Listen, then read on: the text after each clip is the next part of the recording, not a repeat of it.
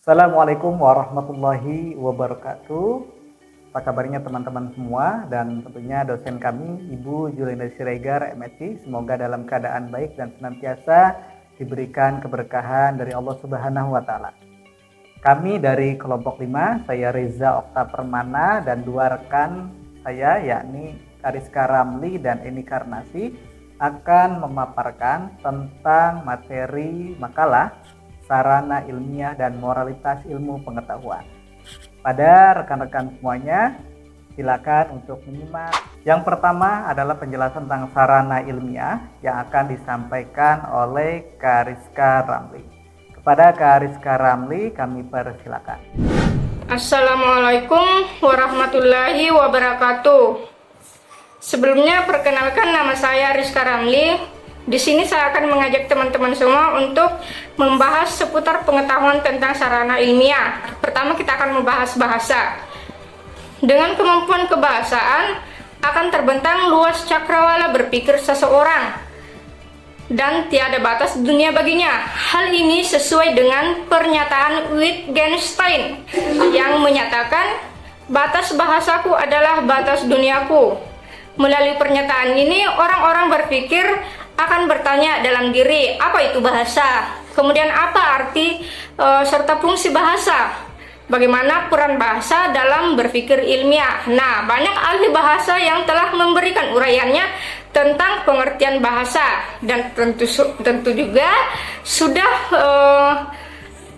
banyak ahli yang menyampaikan dengan cara yang berbeda-beda. Berikut kita masuk pada fungsi bahasa. Aliran filsafat bahasa dan psikolinguistik melihat fungsi bahasa sebagai sarana untuk menyampaikan pikiran, perasaan, dan emosi, sedangkan aliran sosiolinguistik berpendapat bahwa fungsi bahasa adalah sarana untuk perubahan masyarakat. Kemudian kita masuk pada fungsi bahasa secara umum. Yang pertama itu ada koordinator kegiatan-kegiatan masyarakat, penetapan pemikiran dan pengungkapan. Kemudian selanjutnya ada penyampaian pikiran dan perasaan. Kemudian ada penenangan jiwa serta pengurangan keguncangan jiwa. Baik, kita masuk pada fungsi bahasa menurut Halliday. Yang pertama itu ada fungsi instrumental, yaitu penggunaan bahasa untuk mencapai suatu hal yang bersifat materi seperti makan, minum, dan sebagainya. Yang kedua itu ada fungsi regulatoris, yaitu penggunaan bahasa untuk memerintah dan memperbaikan tingkah laku. Kemudian selanjutnya ada fungsi interaksional, yaitu penggunaan bahasa untuk saling mencurahkan perasaan, pemikiran antara seseorang dan orang lain. Kemudian selanjutnya ada fungsi personal, yaitu seseorang menggunakan bahasa untuk mencurahkan perasaan dan pikiran. Kemudian selanjutnya ada fungsi heuristik, yaitu penggunaan bahasa untuk mencapai pengungkapan tabir fenomena dan keinginan untuk mempelajarinya. Kemudian berikutnya ada fungsi imajinatif, yaitu penggunaan bahasa untuk mengungkapkan imajinasi seseorang atau gambaran-gambaran tentang discovery seseorang dan tidak sesuai dengan realita atau dunia nyata. Kemudian selanjutnya ada fungsi representasional, yaitu penggunaan bahasa untuk menggambarkan pemikiran dan wawasan serta menyampaikannya pada orang lain. Kemudian saya akan membahas matematika ya guys. Yang pertama itu ada matematika sebagai bahasa. Matematika adalah bahasa yang melambangkan serangkaian makna dari serangkaian pernyataan yang ingin kita sampaikan. Lambang-lambang matematika bersifat artifisial yang baru mempunyai arti setelah sebuah makna diberikan kepadanya. Tanpa itu, maka matematika hanya merupakan kumpulan rumus-rumus yang mati. Bahasa verbal mempunyai beberapa kekurangan. Untuk mengurangi kekurangan yang terdapat dalam bahasa verbal, maka kita berpaling ke matematika.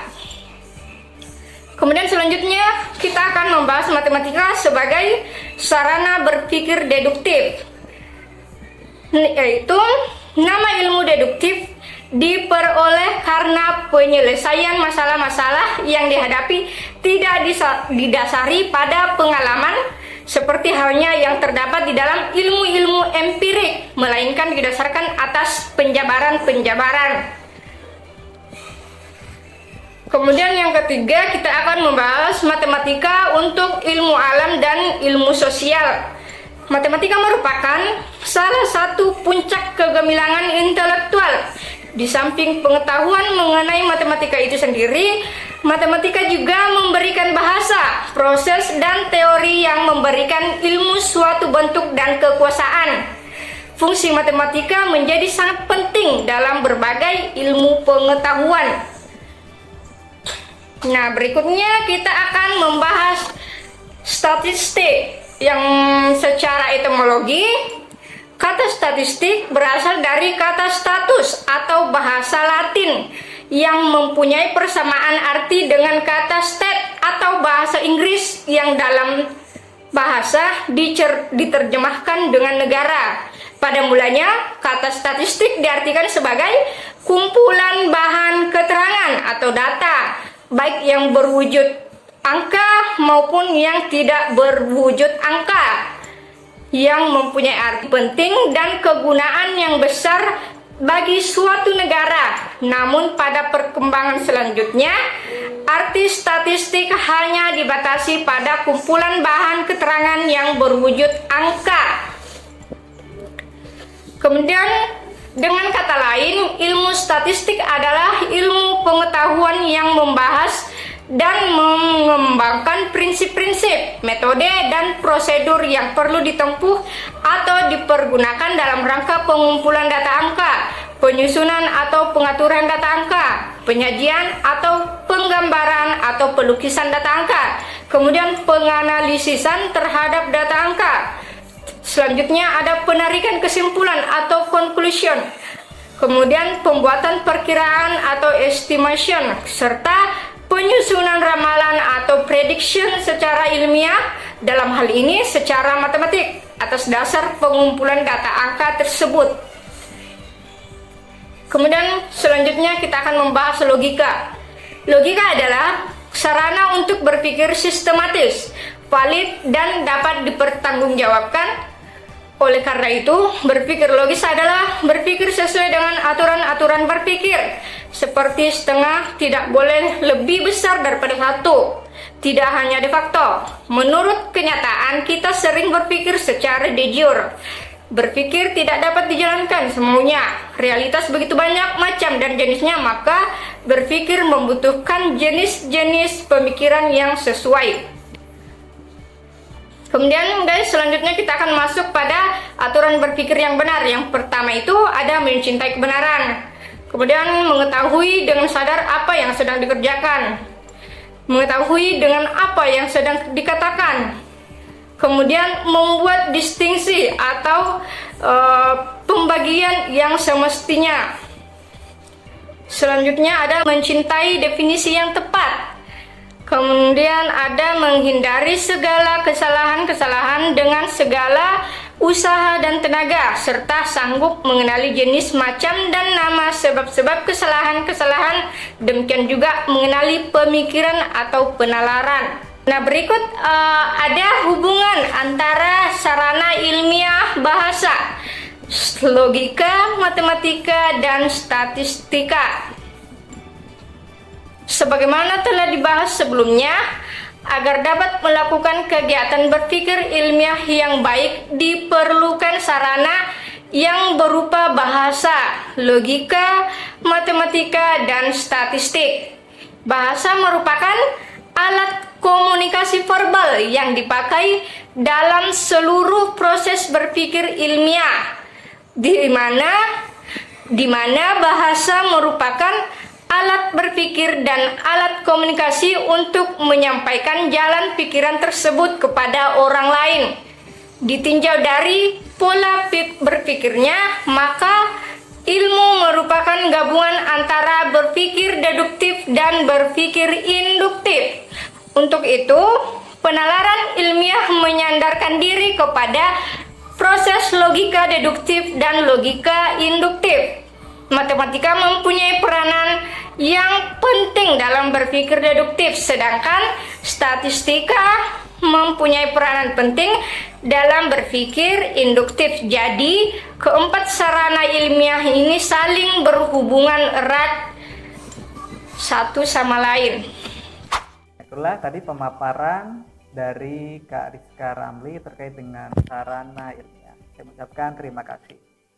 Berikutnya adalah pemaparan tentang moralitas ilmu pengetahuan yang akan disampaikan oleh Kak Eni Karnasi. Kepada Kak Eni Karnasi kami persilakan. Setelah sarana ilmiah, kali ini kita akan belajar tentang moralitas ilmu pengetahuan. Apa sih moralitas ilmu pengetahuan itu? Hakikat moral. Kata moral menurut K. Bertens secara etimologis sama dengan kata etika, walaupun kata asalnya berbeda. Kata moral jika dipakai sebagai kata sifat memiliki arti yang sama dengan kata etis. Jika dipakai sebagai kata benda, maka artinya sama dengan etika. Moral yaitu nilai-nilai dan norma-norma yang menjadi pegangan bagi seseorang atau suatu kelompok dalam mengatur tingkah lakunya. Ada lagi istilah moralitas yang mempunyai arti sama dengan moral. Artinya, suatu perbuatan atau baik buruknya. Moralitas yaitu sifat moral atau keseluruhan asas dan nilai yang berkenaan dengan baik dan buruk. Hakikat ilmu pengetahuan. Ilmu berasal dari bahasa Arab alama yang berarti pengetahuan. Ilmu atau sains adalah pengkajian sejumlah pernyataan yang terbukti dengan fakta-fakta dan ditinjau yang disusun secara sistematis dan terbentuk menjadi hukum umum yang mudah diterima oleh semua pihak. Tanggung jawab ilmuwan. Dalam hal ini, ilmuwan hanya bisa menemukan penemuannya, terserah mau dipakai oleh para pengguna yang bersifat positif maupun negatif, karena ilmu itu sifatnya netral. Ilmu menghasilkan teknologi yang diperagakan masyarakat. Penerapan ilmu di masyarakat juga menjadi keberkahan bagi masyarakat dan dapat mengubah peradaban bagi manusia. Tetapi juga bisa menimbulkan bencana bagi manusia apabila menyalahgunakan hasil karya para ilmuwan. Disinilah pemanfaatan dari teknologi perlu diperhatikan sebaik-baiknya. Ilmuwan sebagai manusia yang diberi kemampuan merenung dan menggunakan pikirannya untuk bernalar. Kemampuan berpikir dan bernalar itu pula yang membuat kita sebagai manusia menemukan berbagai pengetahuan baru. Pengetahuan baru itu kemudian digunakan untuk mendapatkan manfaat yang sebesar-besarnya dari lingkungan alam yang tersedia di sekitar kita. Oleh karena itu, tanggung jawab ilmuwan terhadap masa depan kehidupan manusia ada dua, yaitu yang pertama, tanggung jawab profesional. Tanggung jawab profesional terhadap dirinya sendiri atau biasa disebut tanggung jawab ilmiah atau akademik. Sesama ilmuwan dan masyarakat, yaitu menjamin kebenaran dan keterandalan pernyataan-pernyataan ilmiah yang dibuatnya secara formal, agar semua pernyataan ilmiah yang dibuatnya selalu benar dan memberikan tanggapan apabila ia merasa ada pernyataan ilmiah yang dibuat ilmuwan lain yang tidak benar. Yang kedua ada tanggung jawab sosial atau tanggung jawab etis, yaitu tanggung jawab ilmuwan terhadap masyarakat yang menyangkut asas moral dan etika. Pengalaman Perang Dunia I terkenal dengan Perang Kuman dan Perang Dunia II terkenal dengan bom atom, yang membuktikan bahwa ilmu digunakan untuk tujuan-tujuan yang destruktif. Selanjutnya, ilmu bebas nilai atau tidak. Ilmu dibedakan menjadi dua, yaitu ilmu bebas nilai atau value free dan ilmu tidak bebas nilai atau value bound. Ilmu bebas nilai yang menyatakan bahwa ilmu dan teknologi adalah bersifat otonom. Ilmu secara otonom tidak memiliki keterkaitan sama sekali dengan nilai. Bebas nilai berarti semua kegiatan terkait dengan penyelidikan ilmiah harus disandarkan pada hakikat ilmu itu sendiri. Ilmu menolak campur tangan faktor eksternal yang tidak secara hakiki menentukan ilmu itu sendiri. Ilmu tidak bebas nilai, memandang bahwa ilmu itu selalu terikat dengan nilai dan harus dikembangkan dengan mempertimbangkan aspek nilai. Ilmu bebas nilai. Joseph Situmorang menyatakan bahwa sekurang-kurangnya ada 3 faktor sebagai indikator bahwa ilmu itu bebas nilai, yaitu yang pertama, ilmu harus bebas dari pengendalian nilai. Maksudnya adalah bahwa ilmu harus bebas dari pengaruh eksternal seperti faktor ideologis, faktor religius, kultural, dan sosial. Yang kedua, diperlukan adanya kebebasan usaha ilmiah agar otonom ilmu terjamin. Kebebasan di sini menyangkut kemungkinan yang tersedia dan penentuan diri. Yang ketiga, penelitian ilmiah tidak luput dari pertimbangan etis yang sering dituding menghambat kemajuan ilmu, karena nilai etis sendiri itu bersifat universal. Dalam pandangan ilmu yang bebas nilai, eksplorasi alam tanpa batas dapat dibenarkan karena hal tersebut untuk kepentingan ilmu itu sendiri, yang terkadang hal tersebut dapat merugikan lingkungan. Contoh untuk hal ini adalah teknologi air condition, yang ternyata berpengaruh pada pemanasan global dan lubang ozon yang semakin melebar. Tetapi ilmu pembuatan alat pendingin ruangan ini semata untuk pengembangan teknologi itu dengan tanpa memedulikan dampak yang ditimbulkan pada lingkungan sekitar. Setidaknya, ada problem nilai ekologis dalam ilmu tersebut. Tetapi ilmu bebas nilai menganggap nilai ekologis tersebut menghambat perkembangan ilmu. Dalam ilmu bebas nilai, tujuan dari ilmu itu untuk ilmu. Ilmu tidak bebas nilai. Perkembangan nilai tidak lepas dari nilai-nilai ekonomis, sosial, religius, dan nilai-nilai yang lainnya. Menurut salah satu filosof yang mengerti teori value bound, yaitu Jürgen Habermas, berpendapat bahwa ilmu, sekalipun ilmu alam, tidak mungkin bebas nilai, karena setiap ilmu selalu ada kepentingan-kepentingan. Dia juga membedakan ilmu menjadi 3 macam, sesuai kepentingan-kepentingan masing-masing. Yang pertama, pengetahuan yang pertama berupa ilmu-ilmu alam yang bekerja secara empiris analisis. Ilmu ini menyelidiki gejala-gejala alam secara empiris dan menyajikan hasil penyelidikan untuk kepentingan-kepentingan manusia. Dari ilmu ini pula disusun teori-teori yang ilmiah agar dapat diturunkan pengetahuan-pengetahuan terapan yang bersifat teknis. Pengetahuan teknis ini menghasilkan teknologi sebagai upaya manusia untuk mengelola dunia atau alamnya. Yang kedua, berlawanan dengan pengetahuan yang pertama, karena tidak menyelidiki sesuatu dan tidak menghasilkan sesuatu, melainkan memahami manusia sebagai sesamanya, memperlancar hubungan sosial. Aspek kemasyarakatan yang dibicarakan adalah hubungan sosial atau interaksi. Sedangkan kepentingan yang dikejar oleh pengetahuan ini adalah pemahaman makna.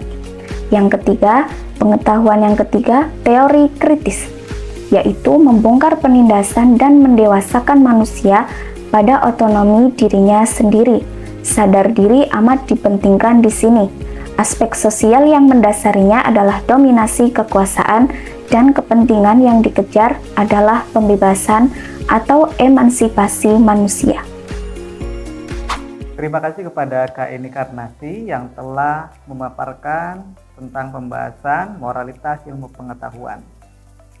Berikutnya insya Allah akan disampaikan terkait dengan tantangan dan masa depan ilmu yang akan disampaikan oleh Reza Okta Permana. Tantangan dan masa depan ilmu. Yang pertama adalah hubungan kemajuan ilmu dengan krisis kemanusiaan. Dalam dunia modern yang maju, terdapat kontradiksi yang mengganggu kebahagiaan manusia. Kemajuan industri seharusnya membawa kebahagiaan, tetapi sebaliknya hidup semakin sulit dan kesulitan beralih dari aspek material ke mental. Masyarakat modern telah mengembangkan ilmu dan teknologi canggih, tetapi moralitas sering terabaikan, menciptakan kemerosotan akhlak yang mengkhawatirkan. Ilmu adalah bagian tak terpisahkan dari nilai-nilai ketuhanan karena sumber ilmu berasal dari Tuhan. Namun, ilmu alam dan sosial dibagi berdasarkan permasalahan teknis. Sementara ontologi, epistemologi, dan aksiologi, ilmu bertujuan mengkaji objek, proses pengetahuan, dan nilai ilmu. Filsafat ilmu mengacu pada landasan ontologis ilmu yang mencoba mencari inti dalam setiap kenyataan. Epistemologi mengenai teori pengetahuan dan prosedurnya, sedangkan aksiologi berfokus pada nilai dan norma moral. Dalam ilmu pengetahuan, ilmu pengetahuan memiliki peran penting dalam membentuk peradaban dan kebudayaan manusia, tetapi ada dua kecenderungan berbahaya. Pertama, terdorong untuk selalu menerapkan ilmu dan teknologi, menghasilkan resiko seperti persenjataan dan perusakan lingkungan. Kedua, kecenderungan untuk mengabaikan nilai-nilai kemanusiaan dalam kemajuan teknologi. Ketika keilmuan adalah kunci yang memastikan bahwa ilmuwan bertanggung jawab, objektif, dan memiliki landasan moral yang kuat. Ilmu harus memperhatikan nilai-nilai kemanusiaan, agama, dan adat istiadat saat diterapkan dalam masyarakat. Pentingnya etika keilmuan juga terkait dengan penggunaan ilmu dan teknologi. Ilmu pengetahuan harus melayani kemanusiaan, menghindari dampak negatif, dan mematuhi prinsip moral. Ilmuwan harus berperan sebagai pendidik dan memberikan contoh dalam penelitian mereka. Tentang tujuan ilmu pengetahuan, ada perbedaan pendapat. Beberapa menganggap ilmu hanya sebagai objek kajian untuk pengembangan ilmu sendiri, sementara yang lain melihatnya sebagai alat untuk meningkatkan kesejahteraan manusia. Ada juga yang mengaitkan ilmu dengan budaya dan kemajuan umat manusia secara keseluruhan. Dalam perkembangan ilmu pengetahuan yang kompleks, manusia terperangkap di dalamnya. Ilmu pengetahuan harus dikembangkan pada tujuannya, yaitu memakmurkan umat manusia, dan etika harus menjadi panduan dalam penggunaannya. Harapannya adalah agar perkembangan ilmu pengetahuan dapat membawa kebahagiaan dan kemakmuran manusia, sambil tetap mempertahankan nilai-nilai kemanusiaan dan etika, serta mendukung kesejahteraan masyarakat tanpa merusak alam dan eksistensi manusia. Berikutnya adalah hubungan agama, ilmu, dan masa depan manusia. Agama dan ilmu meskipun memiliki perbedaan juga memiliki kesamaan dalam berbagai aspek. Agama cenderung menekankan moralitas, ritual, dan tradisi, sementara ilmu selalu mencari pengetahuan baru dan bersifat progresif. Walaupun demikian, keduanya memiliki tujuan yang sama, yaitu memberikan ketenangan dan kemudahan bagi manusia. Agama memberikan ketenangan batin melalui janji kehidupan setelah kematian, sementara ilmu memberikan kemudahan dalam kehidupan dunia. Agama mendorong pencarian ilmu dan hampir semua kitab suci mengajak umatnya untuk belajar sebanyak mungkin. Agama dan ilmu juga memberikan penjelasan tentang bencana alam seperti gempa bumi, meskipun dengan sudut pandang yang berbeda. Gempa bumi dalam konteks agama dipandang sebagai cobaan Tuhan, sementara dalam ilmu itu disebutkan oleh pergeseran lempengan bumi. Oleh karena itu, ilmuwan berusaha mencari cara untuk mendeteksi gempa dan mengurangi dampaknya. Penting untuk memahami bahwa karakteristik agama dan ilmu tidak selalu berlawanan, tetapi dapat bersinergi untuk meningkatkan kualitas kehidupan manusia. Agama juga menghadapi tantangan dari rasionalitas manusia yang fokus pada eksplorasi dunia fisik. Pembaruan agama dalam upaya memodernisasi seringkali mengorbankan spiritualitas dan memandang agama sebagai pelayan materialisme. Penerapan rasionalitas dalam agama harus dilakukan dengan bijak. Agama memengaruhi persepsi manusia terhadap dunia dan sejarah, dan keyakinan akan hari akhirat memberikan ketenangan dalam menghadapi kematian. Agama-agama memiliki pandangan beragam tentang akhirat, tetapi kesamaannya adalah mendesain masa depan manusia. Dalam konteks ini, ilmu dan agama memiliki kesamaan dalam merancang masa depan. Agama lebih abstrak, sedangkan ilmu lebih konkret. Ilmu menggunakan rasionalitas, sementara agama mengandalkan intuisi atau wahyu. Keseimbangan antara teknologi, pembangunan, dan lingkungan adalah kunci untuk memastikan keberlanjutan peradaban manusia. Ilmu dan teknologi tidak hanya tentang keuntungan jangka pendek, tetapi juga tentang tujuan jangka panjang dan kepentingan umat manusia yang lebih besar. Sinergi antara agama dan ilmu dapat menciptakan masa depan yang cerah dan harmonis jika masing-masing pihak mau mengatasi ego dan bekerja sama demi kebaikan bersama. Dukungan dari berbagai pihak diperlukan untuk mencapai visi ini. Dampak ilmu pengetahuan. Kemajuan ilmu pengetahuan telah memiliki dampak yang signifikan dalam berbagai aspek kehidupan manusia. Di mata kuliah filsafat ilmu ini, penelitian tentang dampak kemajuan ilmu pengetahuan menjadi topik yang menarik untuk dibahas. Kemajuan ilmu pengetahuan telah mempengaruhi sebagian besar bidang, mulai dari teknologi, sosial, hingga ekonomi. Fokus utama dalam kajiannya adalah untuk memahami implikasi positif dan negatif dari kemajuan ilmu pengetahuan. Salah satu aspek yang sangat berpengaruh dalam kemajuan ilmu pengetahuan adalah dalam bidang teknologi. Misalnya, dalam konteks Indonesia ini, ada B.J. Habibie, ya, dan salah satu tokoh yang memiliki peran besar dalam pengembangan teknologi penerbangan, khususnya pesawat terbang. Kemajuan ilmu pengetahuan dan teknologi dalam hal ini telah membawa negara ke tingkat yang lebih tinggi dalam industri penerbangan. Namun dampaknya juga bisa dirasakan dalam berbagai aspek lain seperti pengembangan industri, transportasi, dan konektivitas global. Dalam hal ini, Habibie adalah contoh nyata tokoh Indonesia yang memahami pentingnya ilmu pengetahuan dalam pengembangan teknologi. Nah, dalam ranah sosial ada tokoh seperti M.H. Ainun Nadjib atau yang dikenal sebagai Cak Nun, memiliki peran dalam menyebarkan pemahaman tentang ilmu pengetahuan dalam masyarakat Indonesia. Beliau adalah seorang budayawan dan penyair yang sering mengkaji peran ilmu pengetahuan dalam bentuk karakter individu dan masyarakat. Dalam perspektif Cak Nun, kemajuan ilmu pengetahuan dapat memperkaya pemahaman manusia tentang budaya, moralitas, dan etika. Namun, kemajuan ilmu pengetahuan juga membawa implikasi negatif yang perlu dipertimbangkan. Salah satu dampak negatifnya adalah masalah etika dan moralitas. Ketika ilmu pengetahuan digunakan tanpa mempertimbangkan nilai-nilai etika, hal ini dapat menghasilkan konsekuensi sosial dan moral yang merugikan. Nah, itulah pemaparan presentasi dari kelompok 5 tentang sarana ilmiah dan moralitas ilmu pengetahuan. Jadi bisa disimpulkan bahwa seorang dikatakan berpikir ilmiah jika dia dapat berpikir secara logis dan empiris. Sarana berpikir ilmiah ialah alat yang membantu kegiatan ilmiah dalam berbagai langkah yang harus dapat melaksanakan kegiatan berpikir ilmiah yang baik. Dalam berpikir ilmiah, sarana yang digunakan yaitu bahasa, matematika, statistika, dan logika. Sikap yang harus dimiliki seorang ilmuwan antara lain tidak ada rasa pamrih, bersikap selektif, adanya rasa percaya terhadap kenyataan, sikap percaya dan pasti. Kegiatan rutin tidak puas dengan penelitiannya dan harus memiliki akhlak yang baik tentunya. Sebagian ilmuwan menganggap ilmu bebas nilai artinya tuntutan setiap kegiatan ilmiah agar didasarkan pada hakikat ilmu pengetahuan itu sendiri, dan ada juga yang berpendapat sebaliknya, yakni ilmu tidak pernah bebas nilai karena fakta atau objek alam diperlukan oleh ilmu pengetahuan sebagai kenyataan yang sudah jadi. Nah, sekian presentasi makalah yang telah disampaikan oleh kelompok 5. Bila mana ada kekurangan baik penyampaian ataupun isi dari materinya, mohon diberikan maaf yang sebesar-besarnya.